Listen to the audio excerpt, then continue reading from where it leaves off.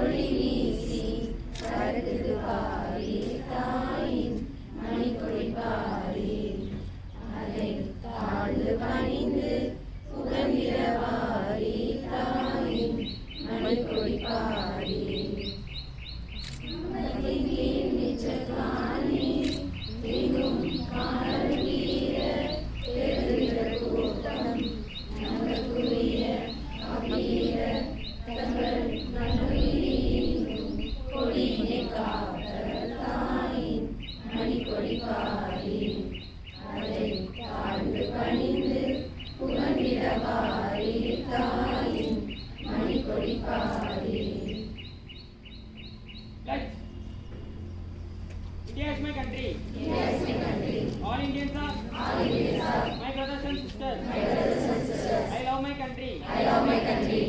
And I am proud of it. Listen. Listen. Very heritage. Very heritage. I shall. Always. Always. Try to be. Worthy of it. Worthy of it. I shall. Give my parents. Give my parents. And teachers. And teachers. And my all elders. And my all elders. Treat them with courtesy. To my country. And my people.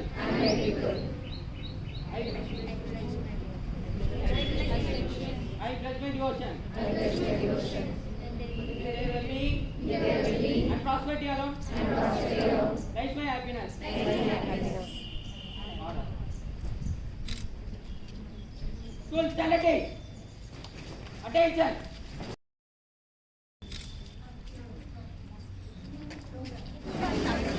Gathered here to celebrate our second Republic Day in a very grand manner.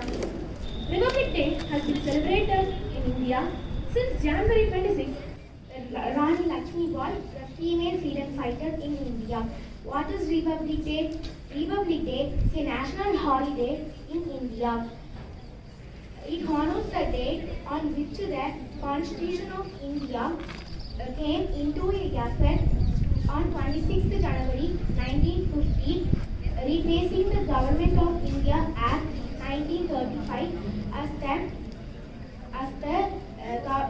as the governing document of India, and thus turning the nation into a newly formed republic. You have freedom of expression.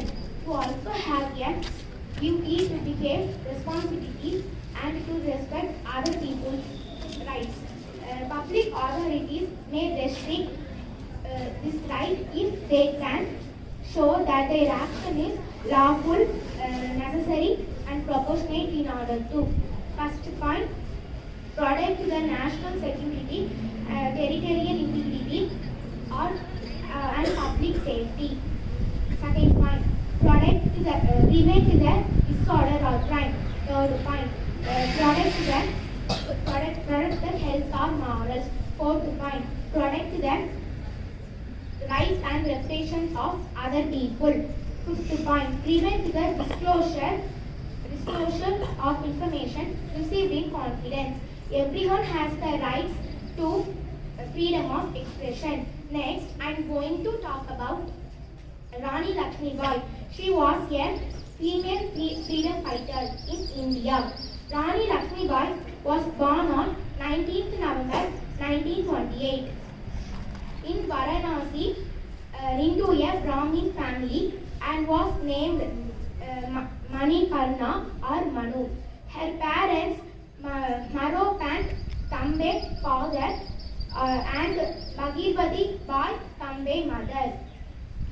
Her mother died when she was 4 and her father worked for the court in Peshawar of Bittur district. Thank you.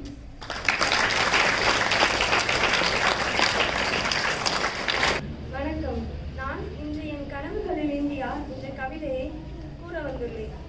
கனவு காணுங்கள் என்றுரைத்த கலாமின் வார்த்தைகளால் எனக்குள் ஒரு கனவு. தூய தேசமாக வேண்டும் இந்தியா, தூய தேசமாக வேண்டும் இந்தியா, ஆட்சியாளர்கள் கரம் முதல் மக்கள் மனம் வரை. மேடு பள்ளமற்றதாய் மாற வேண்டும் நம் சாலைகளும் சமூகமும், மேடு பள்ளமற்றதாய் மாற வேண்டும் நம் சாலைகளும் சமூகமும். எத்துறையில் கால்பதிக்கும் பெண்ணினத்திற்கு பாதுகாப்பான காற்று வேண்டும், இரவென்றும் பகலென்றும் பாகுபாடின்றி, இரவென்றும் பகலென்றும் பாகுபாடின்றி. நம் சகோதரன் என்ற எண்ணம் வேண்டும், எதிர்கருத்து பேசுவோரிடமும் எதிர்த்து நிற்போனிடமும், எதிர்கருத்து பேசுவோரிடமும் எதிர்த்து நிற்போனிடமும். தவறொன்றுமில்லை ஏழை ஏட்டை கற்பதிலும், பணக்காரன் பணிவை கற்பதிலும், பெண்கள் ஏறி பெறும் பெருமையை மண்மலர் காப்பதிலும் பெறுவோம். கணாக்கள் 1000 கைகூடுமே நம் கால்கள் கணாக்களுக்கு விடை காண ஓட்டம் கொண்டால். மாநிலத்திற்கோர் மொழி கொண்டும், ஊருக்கோர் கலைகள் பல வடிவுற்றும், வீதிக்கோர் சித்தாந்தங்கள் பேசியும், வீட்டுக்கோர் நிறம் நாம் கொண்டும், நாடென்று வந்தால் ஒன்றினையும் நம் கரங்கள் அகிலமே அருளும் குரலில் ஓங்கி ஒலிக்கிறது இந்தியனென்று, இந்தியனென்று. வியர்வையாய் உதிரத்தை சிந்தி முன்னோர் பெற்ற சுதந்திர நாட்டை முன்னேற்ற முன்னெடுப்பதே நம் கடமை, அதுவே நம் கடமை. ஜெய்ஹிந்த். So that's Netaji Subhash Chandra Bose. Many of freedom fighters fought for Indian independence. For instance, Gandhiji fought in ahimsa, in ahimsa way, and somebody say Gandhiji is the main reason for our Indian independence, and some says that some Jawaharlal Nehru, who started Indian National Congress, is the main reason for Indian independence. But Netaji Subhash Chandra Bose is the only person who used violence as a way to make our British India an independent India. He was also known to be the father of our Indian Army, and because of him we feel safe here, as our Indian Army soldiers are dying and protecting us 24/7 in the borders of our country. First of all, Netaji Subhash Chandra Bose was a political member in Indian National Congress in Odisha. Then, day by day, he realized that ahimsa was not going to work against these British, and he chose violence. At first, only 5 volunteers was with him, and at last, thousands of many soldiers from Germany and Japan joined him, realizing him as a tiger terrorist. A terrorist against British Army, because whoever protested using weapons against British Raj during those days were considered as terrorists. Like whoever protesting against our government are considered to be terrorists. In British government, they are considered to be as terrorists. So I would like you all to tell a small story that our Netaji Subhash Chandra Bose once went to meet Hitler, Adolf Hitler. You all know he is one of the famous dictators. So in those days, Adolf Hitler, when somebody can't directly meet Adolf Hitler, and there were thousands of fake Adolf Hitler, which means nobody can meet the real one. So likewise, Netaji Subhash Chandra Bose went to Germany for asking him help, and 25 of them came and introduced them as Hitler, and Netaji Subhash Chandra Bose rejected one. And at the 26th attempt, Hitler came and snapped at his shoulder and introduced him as Netaji. How did you find me? And Netaji Subhash Chandra Bose replied, "Nobody snapped on my shoulder yet, except you. You are the only one who first snapped on my shoulder, because you are the one who are having that much of brain, and I like you." Then he asked him, "So Britishers are considering you as a terrorist. Then how can I help a terrorist?" "Yes, they are considering me as a terrorist because I am fighting for a real one, which is I am fighting for justice." So somebody who considered Netaji Subhash Chandra Bose as a terrorist wanted is nothing but a power, but he wanted his independence. But what I consider is he was one of the major reasons for our Indian independence. At last, Netaji Subhash Chandra Bose, nobody knows how Netaji Subhash Chandra Bose died at the end. Somebody says that he died in a Pacific Ocean in a flight accident and somebody says Britishers has killed him and nobody knows the reason.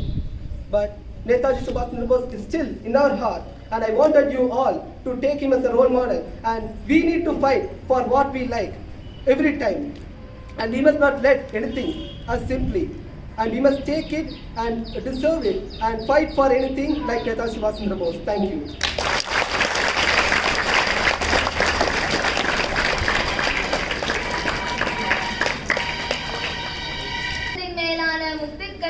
என் முத்தமிழே, உனக்கு என் முதல் வணக்கம், அவையோருக்கு என் வணக்கம், இதுவே என் துவக்கம்.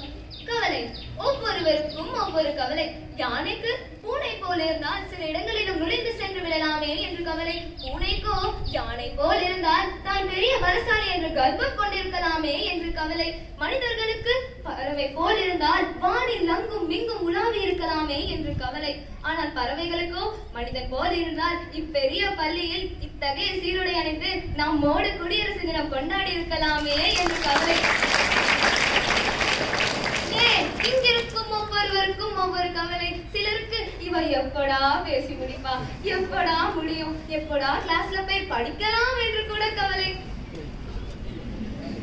ஆனால் விழா என்று வந்து விட்டாலே கொண்டாட்டம் தான். அத்தகைய ஜாதி, இனம், மதம் எவ்வேறுபாடுமின்றி இந்தியர் என்று ஒரே குலத்தோடு கொண்டாடும் விழாக்களில் குடியரசு தின விழாவும் ஒன்று. அத்தகைய குடியரசு விழாவை பற்றி எனக்கு தெரிந்த 2 வார்த்தைகளை கூறிவிட்டு நான் விடைபெறுகிறேன். இந்தியாவில் 200 ஆண்டுகளுக்கும் மேலாக ஆட்சி செய்த ஆங்கிலேயரை வெளியே அனுப்பும் பொருட்டு பல தேசிய அளவிலும் மாநில அளவிலும் பல போராட்டங்களையும் கழகங்களையும் புரட்சிகளையும் பல தேசாதிபதிகளும் பல தியாகிகளும் அவர்கள் செய்த தியாகங்களையும் நினைவு கூறும்படிக்கு இந்நாள் கொண்டாடப்படுகிறது. அந்நாளே நம் குடியரசு தினம். முன்பொரு காலத்தில் மன்னர்கள் ஒற்றுமையாக இல்லாமல் சிறு சிறு மாநிலங்களாக இந்தியாவை பிரித்து ஆட்சி புரிந்து கொண்டிருந்தனர். அதனை காரணமாக வைத்து பிரிட்டிஷ்காரர்கள் உள்ளே நுழைந்து வணிகம் என்ற பெயரில் கொஞ்சம் கொஞ்சமாக தங்களது ஆதிக்கத்தை வெளிப்படுத்தி மொத்தமாக கொடுங்கோல் ஆட்சியை மேற்கொண்டனர். அக்கொடுங்கோல் ஆட்சியையும் மீறி இந்தியா 1947ஆம் ஆண்டு ஆகஸ்ட் 15ஆம் தேதி விடுதலை பெற்றது. ஆகஸ்ட் 15ஆம் தேதி விடுதலைக்கு பிறகு இந்தியா மக்களாட்சியால் மட்டுமே சிறப்படைய முடியும் என்று B.R. அம்பேத்கர் கருதி 1950ஆம் ஆண்டு ஜனவரி 26ஆம் தேதி குடியரசு சட்டத்தை நிறைவேற்றினார். அந்நாள் முதல் இந்நாள் வரை ஜனவரி 26ஆம் தேதியை நாம் குடியரசு தினமாக கொண்டாடி கொண்டிருக்கிறோம். அத்திருநாளில் நம் மண்ணில் நம் சுதந்திர காற்றை சுவாசிப்பதற்காக பாடுபட்ட ஒவ்வொரு போராளியும் தியாகிகளையும் நினைத்து இன்றளவும் நாடெங்கும் பள்ளிகளிலும் கல்லூரிகளிலும் விடுமுறை அளித்து நம் தேசத்திற்கான சிறப்பை செய்து கொடியேற்றி தேசிய பாடல் பாடி இனிப்புகளை வழங்கி பிரம்மாண்டமாக கொண்டாடி கொண்டிருக்கிறோம். உலகம் முழுவதும் நம் இந்தியா ஜனநாயக நாடு என்று பெருமை கொண்டிருக்கிறோம். ஆனால் அதற்கு ஆயிரக்கணக்கானவர்களின் குருதியும் பல்லாயிரம் கோடியான மக்களின் தியாகமும் என்பதை எவராலும் மறுக்க முடியாது. இந்தியர் என்பதில் பெருமை கொள்வோம். வாழ்க பாரதம், வளர்க இந்தியா. ஜெய் ஹிந்த்.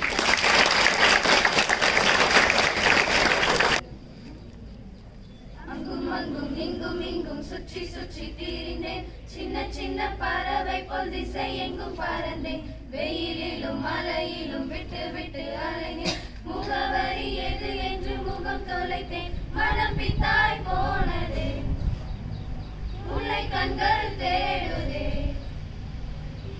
கைகள் நீடுதே, இதயம் இதயம் துடிக்கின்றதே, எங்கும் உன் போல் பாசம் இல்லை, ஆதலால் உன்மடி தேடினேன், தாய் மண்ணே வணக்கம், தாய் மண்ணே வணக்கம், தாய் மண்ணே வணக்கம், வந்தே மாதரம், வந்தே மாதரம், வந்தே மாதரம், வந்தே மாதரம், வந்தே மாதரம், வந்தே மாதரம், வண்ண வண்ண கனவுகள் கருவுக்குள் வளர்த்தாய், வந்து மண்ணில் பிறந்ததும் மலர்களை கொடுத்தாய், அந்த அந்த பக்கம் இந்த பக்கம் கடல்களை கொடுத்தாய், நந்தவனம் நட்டு வைக்க நதி கொடுத்தாய், உந்தன் மார்போடு அணைத்தாய், மார்போடு அணைத்தாய், என்னை ஆளாக்கி வளர்த்தாய், ஆளாக்கி வளர்த்தாய், சுகவான் ஒன்று கொடுத்தாய், பச்சை வயல்களை நீ பரிசளித்தாய், பொங்கும் இன்பம் எங்கும் தந்தாய், கண்களும் நன்றியால் பொங்குதே.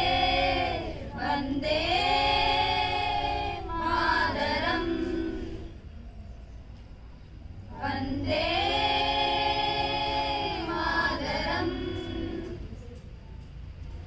வந்தே மாதரம், வந்தே மாதரம், வந்தே மாதரம், வந்தே மாதரம். தாயே உன் பெயர் சொல்லும் போதே இதயத்தில் மின்னலை பாயுமே, இனி வரும் காலம் இளைஞரின் காலம், உன் கடல் மெல்லிசை பாடுமே. தாயவள் போல் ஒரு ஜீவன் இல்லை, அவள் காலடி போல் சொர்க்கம் வேறு இல்லை, தாய் மண்ணை போல் ஒரு பூமி இல்லை, பாரதம் எங்களின் சுவாசமே. தாய் மண்ணே வணக்கம், தாய் மண்ணே வணக்கம், தாய் மண்ணே வணக்கம், தமிழ் மண்ணே வணக்கம். வந்தே மாதரம், வந்தே மாதரம், வந்தே மாதரம், வந்தே மாதரம், வந்தே மாதரம், வந்தே மாதரம், வந்தே மாதரம்.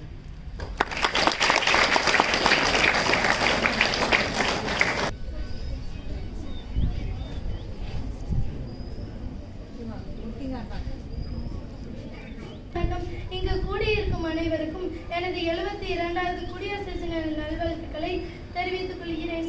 நான் இங்கு கொடியாத்த குமரனை பற்றி பேச வந்துள்ளேன். நமது நாடு சுதந்திரம் அடைவதற்கு முன்பே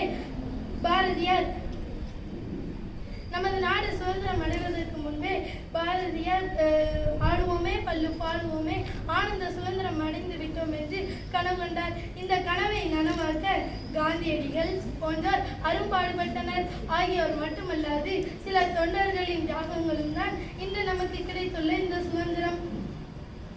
நமக்கு எல்லா தலைவர்களையும் தெரியும், ஆனால் சில தொண்டர்களை மட்டுமே நமக்கு சில திரைப்படங்களின் மூலமாக நமக்கு தெரியும். நமது தமிழ்நாட்டை சேர்ந்த கொடியாத்த குமரனை இந்த சந்ததியில் எவருக்கும் தெரியவில்லை.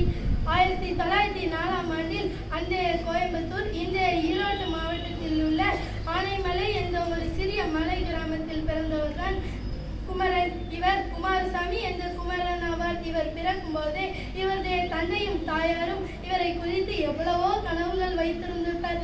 ஆனாலும் இவரோ இவர் தாயின் வயிற்றில் இருக்கும் போதே காந்தியடிகளின் சொற்பொழிவை கேட்டவர் போல் இருக்கும்.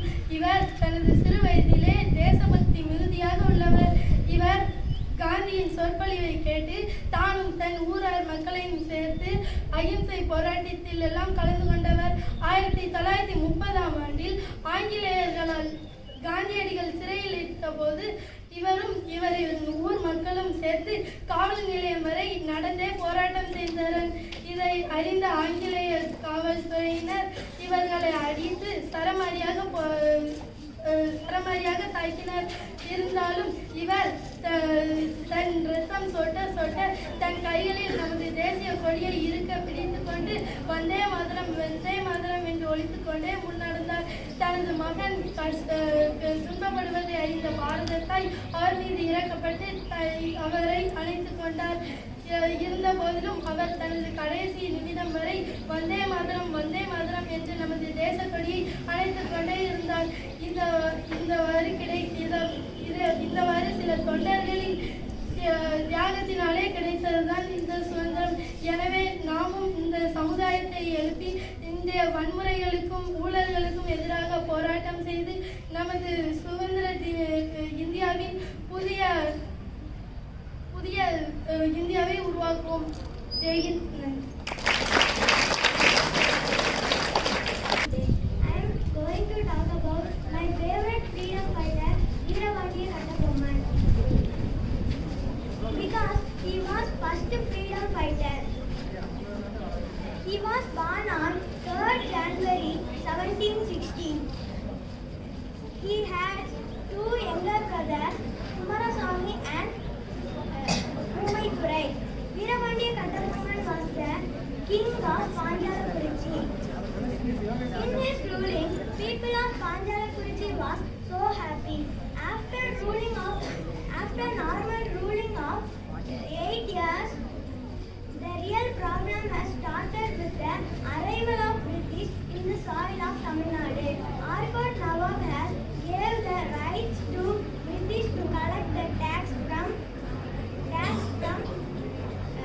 kings. All the kings pay the tax to the British except Kattabomman. They tried many ways to collect the tax from Kattabomman, but all in vain. The British collector Jackson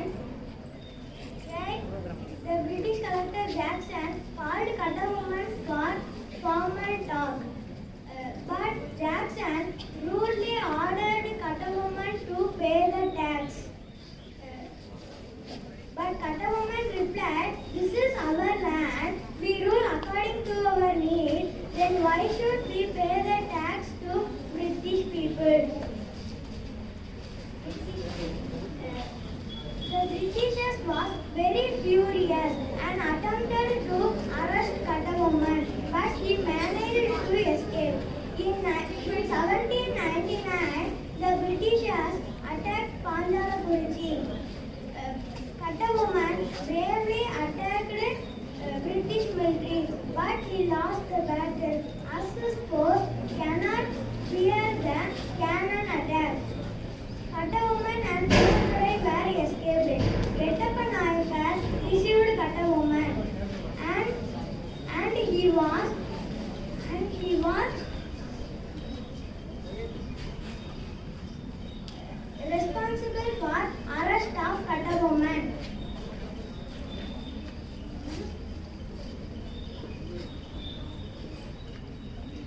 In 1799, October 16, Kattabomman was hanged in the public place in Kayathar. We Indians salute Veeravandiya Kattabomman for his patriotism, courage and sacrifice. Jai Hind. Thank you.